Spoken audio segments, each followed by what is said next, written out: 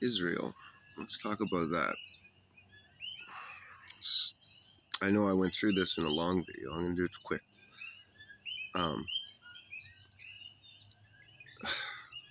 It's hard to do it quick because there's so much information. In the end of World War II, there was the Balfour Agreement, look it up, was signed by the Rothschilds. And they got Israel for the false Jews. They're not Jewish, or they are Jewish. Ish meaning sort of Jew, sort of Hebrew. They were converted. That's why they don't like you calling them Jews. They only want to be called Jewish.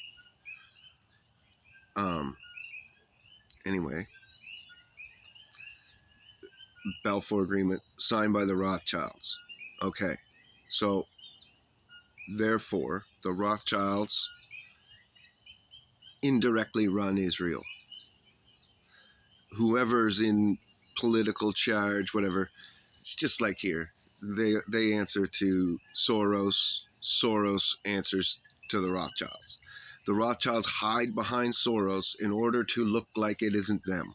They don't want you to know it's them, so they put a front man out. And Soros gets to live the life of whatever, some rich psychopath, and in return, he's got to do their policy. They've been doing this for generation after generation after generation for hundreds of years. They didn't just stop all of a sudden and become good. Wake up. Anyway, you'll notice that the Fed, American Federal Reserve, has had Jewish leadership always.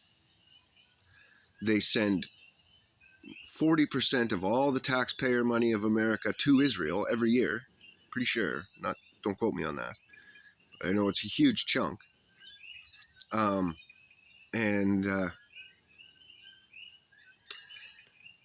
So all the same families, all run by the same thing. The Fed, Israel, and George Soros. Put them all together, okay? They're all one entity. So then you got, sorry, looking at the time. You got all your green energy bullshit that they've been doing with the green farming and destroying countries and starving people and destroying economies and stuff. That's them, right? All the wars since 9/11 and 9/11 itself, let's be honest, that's all them, right? They used that in order to go to war with anybody who didn't have a central bank. And then they've been forcing these central banks into their economies, which also puts them under their thumb and destroys their economy and puts them into more of a slave class rather than being a free working class, right? And then we're dumb enough to believe that we're pushing democracy and saving the world and all this shit, and that they're terrorists. No, they're not terrorists. They're people trying to live their lives, and then these assholes came in and started pushing their will on them, and now they're retaliating. Now, the babies thing, well, read your fucking Bible, people. Wars and rumors of wars. So, reported wars, reported events. That doesn't mean they're true events. It's just what they reported. It's just what they're telling you. Now, and if, let's say it's true, I think that's barbarous and sick. But what's been going on to them for the last, whatever, hundreds of years, what's been going on to the whole world has been barbarous and sick. And these people, you know, they're behind the women's lib movement in order to get behind the schools and then and take away the family so that they can own the children. Like they're behind the LGBTQ movement and all that stuff, and they're going to be behind the legitimizing child sex here really soon. That's the whole goal of the LGBTQ movement, is to legitimize minors making sexual choices. So if an 8-year-old can choose whether they're a boy or a girl, they can choose to sleep with some sick pervert. What's the difference?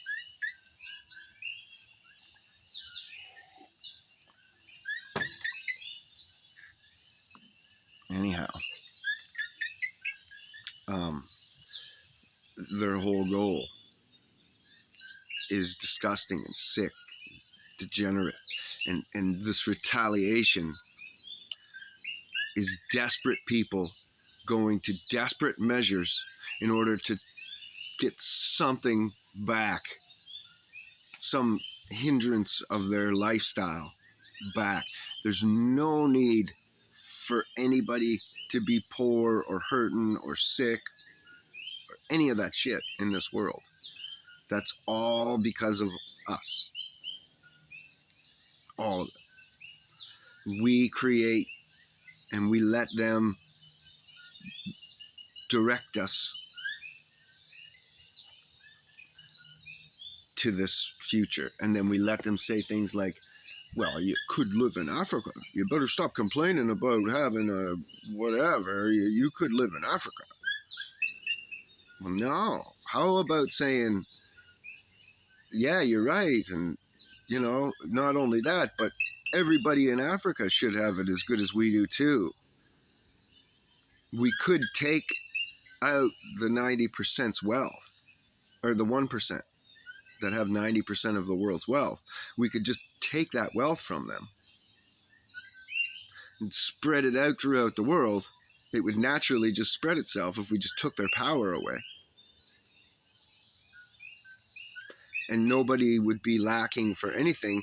And all this war stuff, there might still be some religious wars going on in the Middle East or whatever, but it would be totally irrelevant to the rest of the world. Right? And people are always like, oh, we should burn natural gas, or we should burn this in our cars or that in our cars. We should be burning fucking water. Urine works. Like, what the fuck are you talking about? Free energy. We don't need nuclear power. We can make all kinds of power with just copper anodes in the ground and in the sky. You don't need to produce the power. This fucking whole planet is a great big power plant.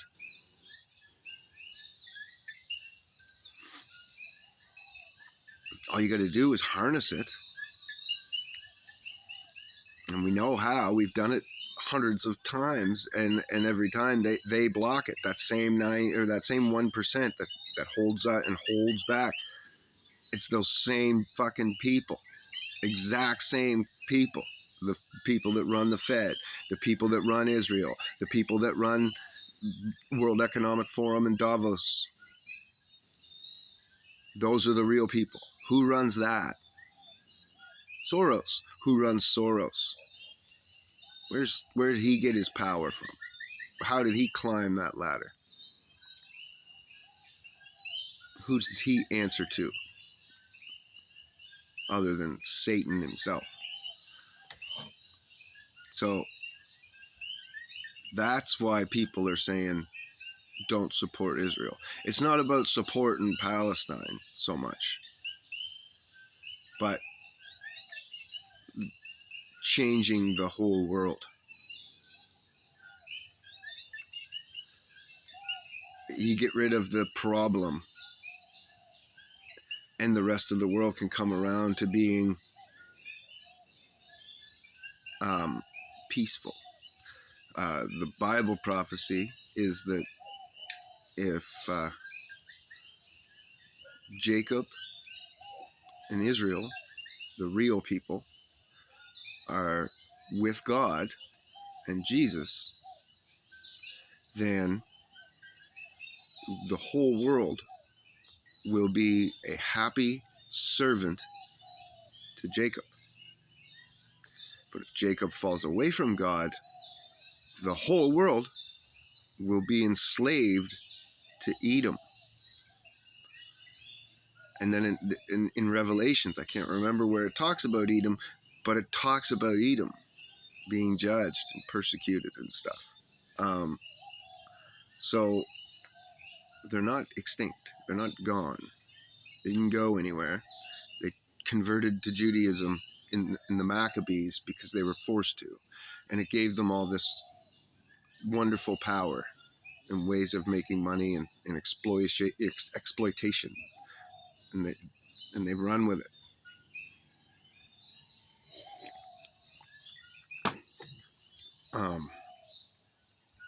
And I hate to say this to you because I know that you're all so fucking brainwashed, but Hitler knew this. His methods were probably wrong. Definitely wrong. Because you don't have to kill Edom. You got to wake up Jacob.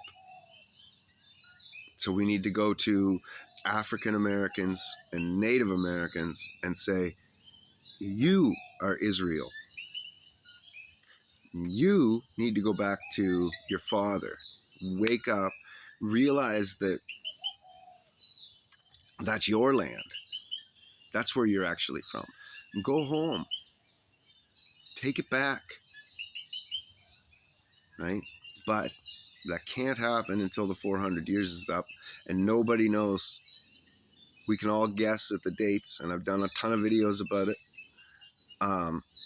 where I've got it rounded down to like 6 or 7 different dates that are kind of could be, but I don't know either, right? I'm just going by historical record and biblical prophecy, which is what everyone tries to do.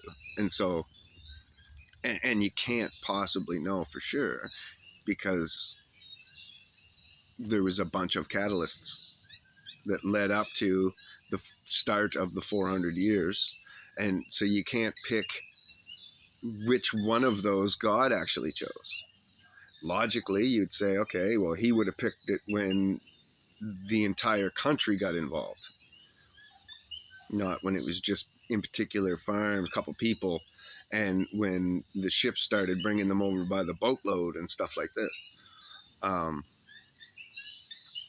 So, who knows?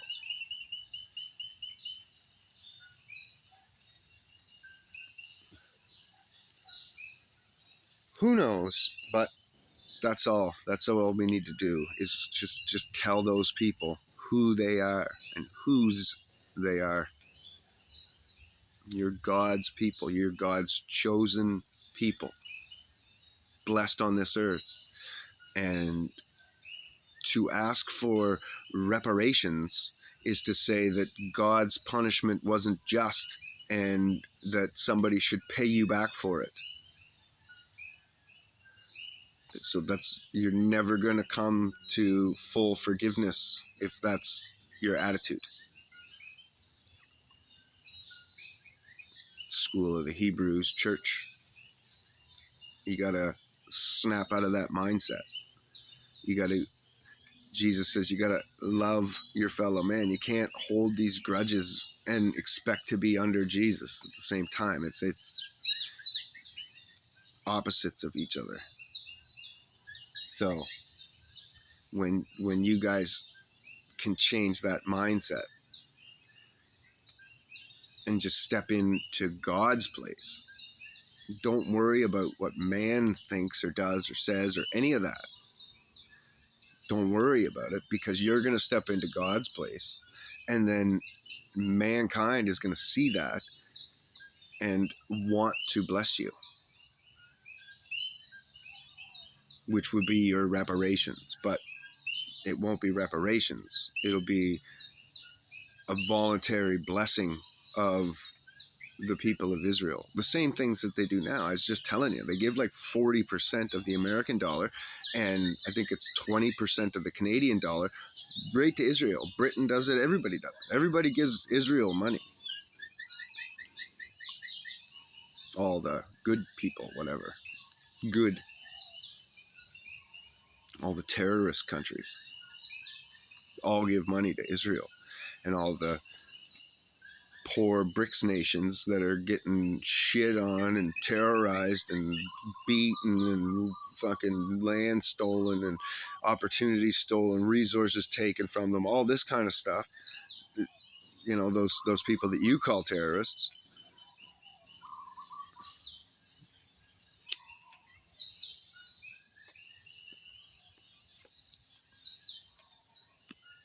I don't get it. Anyway, that's all she wrote, folks. I hope that yous all wake up. It's like a coma dream. And you guys are all in this coma dream. And I keep saying, wake up, wake up, wake up. And it's not just me, there's hundreds and thousands of us, millions by now, saying, wake up. And you guys just aren't quite getting it, what we mean. And you're all still asleep. And then you talk about zombie apocalypse or what. You are the zombies. You don't realize it, but you're walking around, going through the motions of life with no thought and no spiritual connection, and then drinking and shit. Man.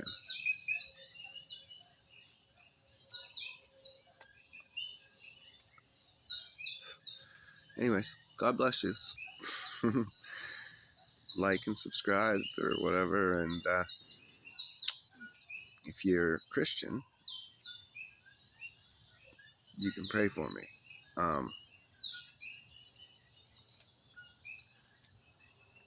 Be awake before you do, though.